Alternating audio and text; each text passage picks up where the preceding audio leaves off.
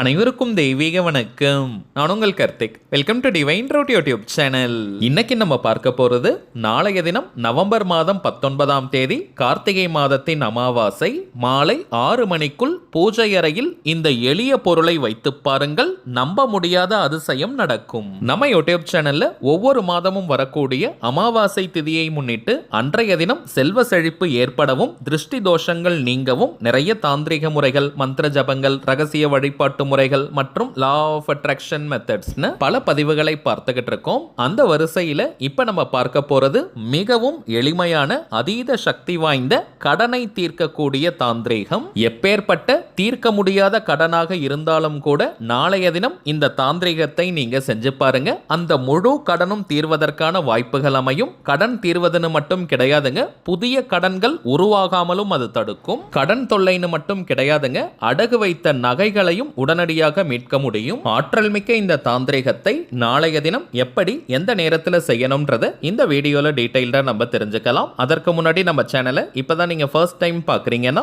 மறக்காம சப்ஸ்கிரைப் பண்ணிக்கோங்க. பக்கத்தில் இருக்க பெல் ஐகானையும் பிரஸ் பண்ணிக்கோங்க. அப்பதான் அப்லோட் பண்ற எல்லா பயனுள்ள தகவல்களும் உடனடியாக உங்களுக்கு நோட்டிபிகேஷன்ல வரும். இப்ப நம்ம பார்க்க போகும் இந்த தாந்திரிகத்தை செய்ய போறவங்க கட்டாயமாக நீங்க குளிச்சிருக்கணும். தலைக்கு குளிக்கணும்ன்ற அவசியம் கிடையாதுங்க. நார்மலா நீங்க குளிச்சிருந்தாலே போதும். அமாவாசை திதியாக இருப்பதனால நாள் முழுவதுமே அசைவத்தை தவிர்ப்பது நல்லது. அசைவம் சாப்பிட்டுட்டு இந்த தாந்திரிகத்தை செய்யக்கூடாதுங்க. அதே போல பெண்கள் தீட்டு நேரமாக இருந்தாலும் இந்த தாந்திரிகத்தை நீங்க தவிர்த்திடுங்க.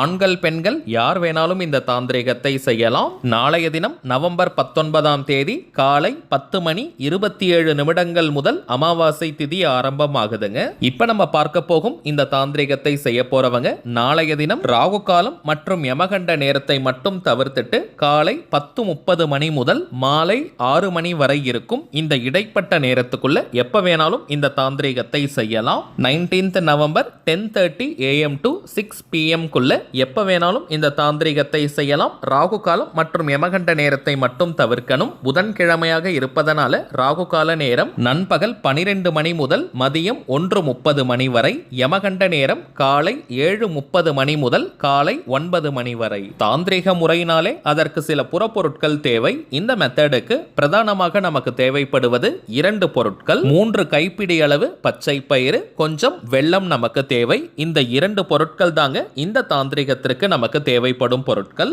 புதன்கிழமையன்று பச்சை பயிரை பயன்படுத்தி செய்யக்கூடிய தாந்திரிகங்களுக்கு பல கோடி மடங்கு அதிகமான பலன்கள் நமக்கு கிடைக்கும். அதிலும் கடன் தீர்க்கக்கூடிய ஆற்றல் இந்த பச்சை பயிருக்கு உண்டு. ஒரு சின்ன கட்டி வெல்லம் நீங்க எடுத்துக்கோங்க. இந்த பச்சை பயிருக்கு மேல வெள்ளத்தை கொஞ்சம் கையாலேயே நுணுக்கி நல்லா நீங்க மிக்ஸ் பண்ணிக்கோங்க. பச்சை பயிருடன் வெள்ளத்தை நல்லா நம்ம கலந்துக்கணும். வெள்ளம் கலந்த இந்த பச்சை பயிரை நாளைய தினம் நீங்க அமாவாசை பூஜை செய்யும் நேரமாக இருந்தாலும் சரி, அப்படி இல்லைன்னா ராகு காலம் மற்றும் யமகண்ட நேரத்தை தவிர்த்து மாலை 6 மணிக்குள் பூஜை அறையில நீங்க வைங்க. தனி பூஜை அறை இருக்கணும்ன்ற அவசியம் கிடையாதுங்க. வீட்டுல நீங்க சுவாமி படங்கள் எந்த இடத்துல வைப்பீங்களோ அந்த இடத்துல இதை நீங்க வைக்கணும். பிறகு உங்களுடைய இஷ்ட தெய்வம் அல்லது குலதெய்வத்திடம் மனதார நல்ல பிரார்த்தனை செஞ்சுக்கோங்க. உங்களுடைய கடன் தொல்லை முழுவதுமாக நீங்கணும், அதற்கேற்ற நல்ல பண வசதி கிடைக்கணும்னு பிரார்த்தனை செய்யுங்க. அடகு வைத்த நகைகளையும் மீட்கணும், புதியதாக நிறைய தங்க நகைகள் சேரணும்னு மனமுருகி நீங்க பிரார்த்தனையை செய்யுங்க. குறைந்தபட்சம் அரை மணி நேரம் இந்த நைவேத்தியம் பூஜை அறையில் இருக்கட்டும். அதற்கு பிறகு அதை நீங்க மணல் சார்ந்த பகுதியில போட்டுருங்க. வீட்டுக்கு வெளியே எறும்புகள் வரக்கூடிய எந்த இடத்தில் வேணாலும் இதை நீங்க போடலாம், அல்லது வீட்டின் மொட்டை மாடியில் கூட இதை நீங்க போடலாம். அல்லது இந்த பொருட்களை 1 மணி நேரம் தண்ணீர்ல ஊற வச்சு பசுமாட்டிற்கும் நீங்க கொடுக்கலாம். அது உங்களுடைய விருப்பம். எறும்புகளுக்கு நீங்க டைரக்டா போடலாம். பசுமாட்டுக்கு கொடுக்கிற மாதிரி இருந்தால் தண்ணீர்ல 1 மணி நேரம் ஊற வைத்து அதற்கு பிறகு நீங்க மாட்டிற்கு கொடுங்க.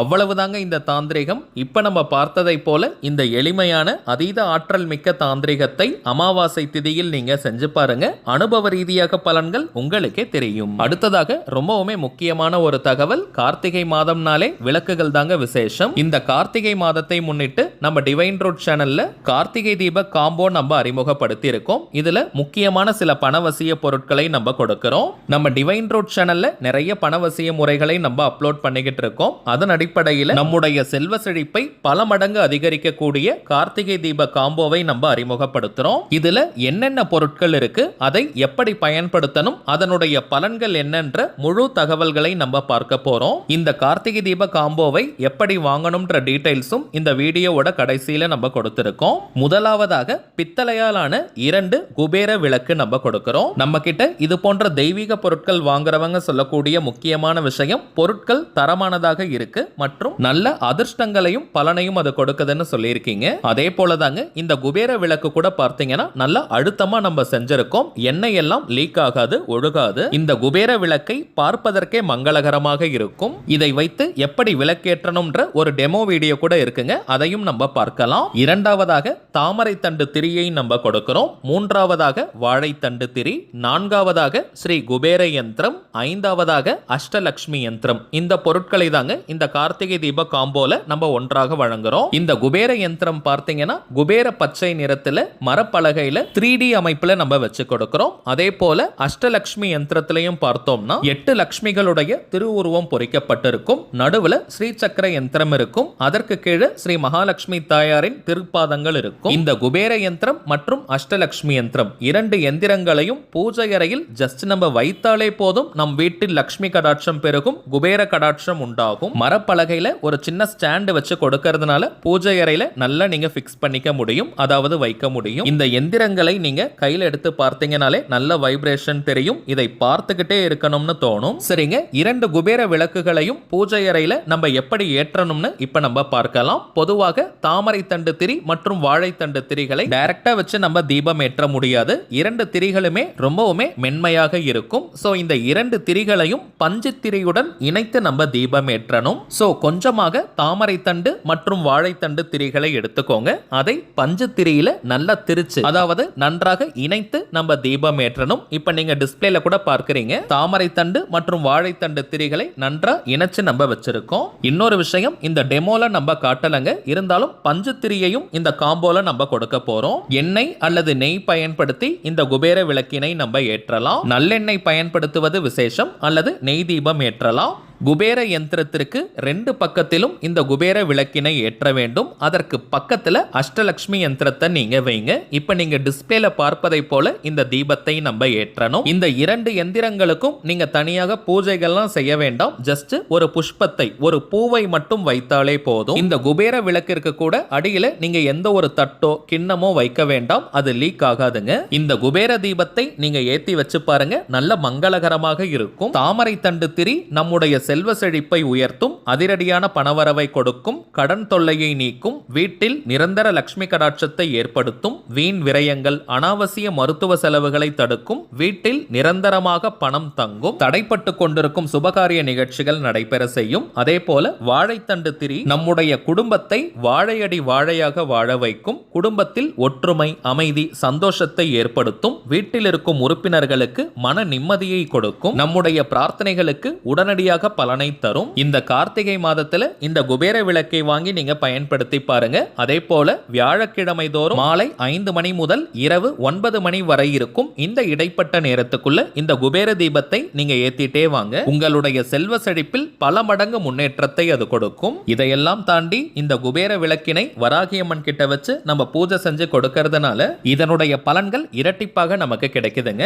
இப்ப நம்ம பார்த்த இந்த கார்த்திகை தீப காம்போவுடன் சேர்த்து இன்னமும் சில முக்கியமான தாந்திரிக பொருட்கள் இருக்குங்க. இவை வேணும்னு நினைக்கிறவங்க இப்ப நம்ம டிஸ்பிளேல தெரியக்கூடிய இந்த வாட்ஸ்அப் நம்பருக்கு உங்க வாட்ஸ்அப்ல இருந்து ஜஸ்ட் ஒரு மெசேஜ் மட்டும் அனுப்பினாலே போதும். நம்ம டீம்ல இருக்கிறவங்க உங்களுக்கு தேவையான தகவல்களை கிளியரா கொடுத்துருவாங்க. இந்தியாக்குள்ள இருக்கிறவங்களுக்கு கொரியர் சார்ஜஸ் கிடையாதுங்க. வெளிநாடுகள்ல இருக்கிறவங்களுக்கு மட்டும் தனியாக கொரியர் சார்ஜஸ் உண்டு. தேவைப்படுறவங்க நீங்க ஆர்டர் பண்ணிக்கலாம். ஒரு தாழ்மையான வேண்டுகோள், இது வாட்ஸ்அப் நம்பரா இருக்கிறதுனால போன் கால் அட்டன் பண்ண முடியாதுங்க. சோ இந்த ப்ராடக்ட்ஸ் பற்றிய சந்தேகங்கள் இருக்கிறவங்க உங்க வாட்ஸ்அப்ல இருந்து டெக்ஸ்ட் மெசேஜ் அல்லது வாய்ஸ் மெசேஜ் அனுப்பினாலே போதும். நம்ம டீம்ல இருக்கிறவங்க எக்ஸ்பிளைன் பண்ணிடுவாங்க. சரிங்க, அவ்வளவுதான் இந்த பதிவு. நிச்சயமா உங்களுக்கு பயனுள்ளதா இருந்திருக்கும்னு நினைக்கிறேன். மேலும் இந்த வீடியோ உங்களுக்கு பிடிச்சிருந்தா மறக்காம லைக் பண்ணுங்க. நம்ம சேனலையும் சப்ஸ்கிரைப் பண்ணிக்கோங்க. தேவைப்பட்டுச்சுன்னா உங்க ஃப்ரெண்ட்ஸ் அண்ட் ஃபேமிலிக்கும் இந்த வீடியோவை ஷேர் பண்ணுங்க. அடுத்ததா இன்னொரு முக்கியமான தலைப்போட நான் உங்களை சந்திக்கிறேன். என்றும் அன்புடன் கார்த்திக். நன்றி.